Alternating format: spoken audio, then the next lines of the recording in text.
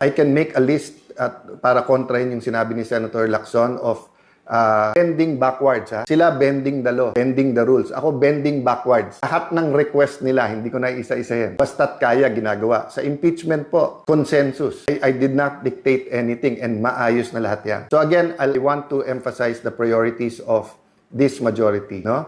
One is the soul of the nation. So good governance. Okay?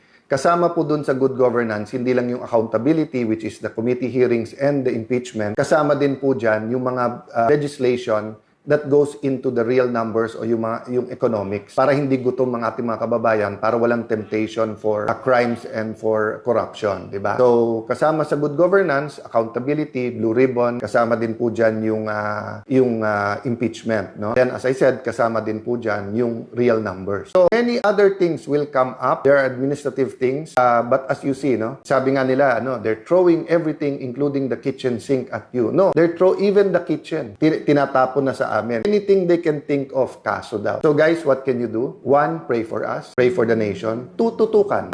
Res ipsa loquitur. The thing speaks for itself. Read between the lines. Anyone can speak. Pero tignan nyo kung sino nagsasabi ng totoo. So let me stop there and ask for prayers, for reflections, for insights during this weekend. Hopefully, both sides will have their numbers in full force Monday. But yun nga, tuloy kasi yung takutan at yung sinasabing maaresto na and then kung sino-sino ninename nila na babaliktad.